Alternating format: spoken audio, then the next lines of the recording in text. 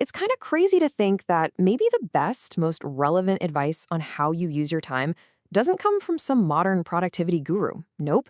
It comes from a Roman philosopher writing a letter almost 2,000 years ago. So let's dive into Seneca's words, because honestly, they feel like they could have been written this morning directly to you. And there it is. That's the core idea that just flips everything on its head. We love to complain that life is short, right? But Seneca says, hold on. The raw material is there. Life is absolutely long enough for the things that truly matter. The problem isn't the supply of time we have. It's how we just squander it, treating it like it's never going to run out. So how exactly are we wasting it? Well, Seneca's diagnosis from 49 AD is shockingly modern. I mean, it's scary how much it sounds like today. He basically argued that most of us are constantly preparing to live.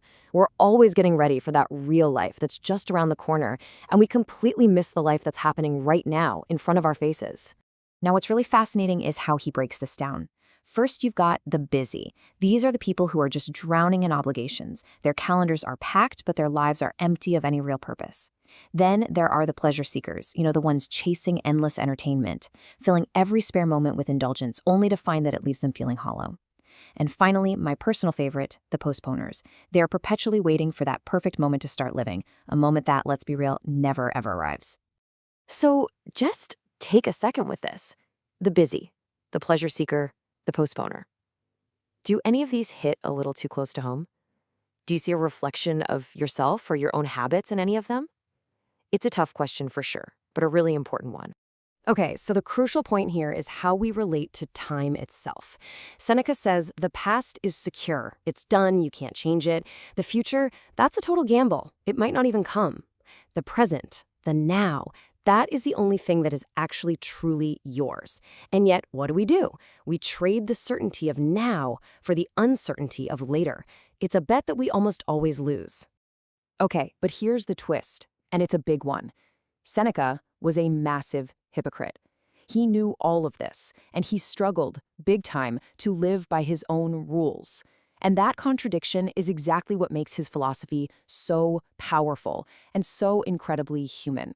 And this just lays it all out, the massive gap between theory and practice. He preached simplicity while being one of the richest men in Rome. He advised the monstrous Emperor Nero while writing about integrity. He dreamed about a quiet retirement for decades while staying tangled up in the absolute chaos of power. He was no perfect sage meditating on a mountaintop, that's for sure. And this right here, this is the key. Seneca wasn't judging us from on high. He was writing as a fellow struggler.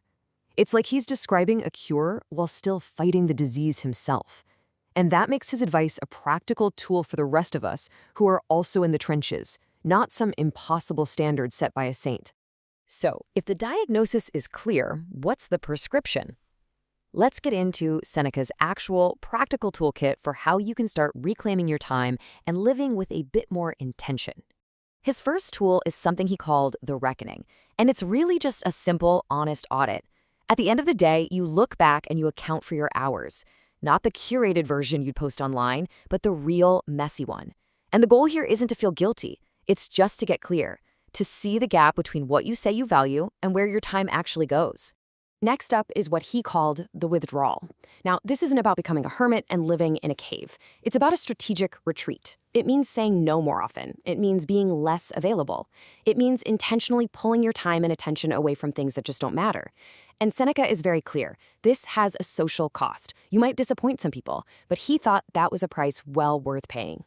And then we have this. This is maybe his most demanding piece of advice. Treat each day as if it were a complete life in itself. Not just another step towards tomorrow, not a dress rehearsal. Give the hours you have right now the focus and intention they deserve, as if they were a whole lifetime packed into a single day. So, as we start to wrap this up, it's so important to remember the main point. Seneca wasn't perfect, and he is definitely not asking us to be perfect either. The goal of this whole philosophy is something way more achievable, and I think way more meaningful. Let's just be honest for a second. We all waste time. We know we do. We feel it when we scroll for an hour straight or when we say yes to something we don't really care about. Seneca's invitation isn't to magically stop doing that. It's just to look at that fact without flinching, to just acknowledge it. Because this is the real takeaway. The goal is not perfection, it's direction. It's about making a conscious choice to shift, even just slightly, to spend a little less time on the meaningless stuff and a little more time on what genuinely matters to you. It's about changing the trajectory of your life, 1 hour at a time. And that ability to change your direction, it's always available. It's here, right now. So the question Seneca leaves us with isn't some giant, scary question about how you'll live your whole life. It's much simpler. It's about right now, in this very next hour. How are you going to use it?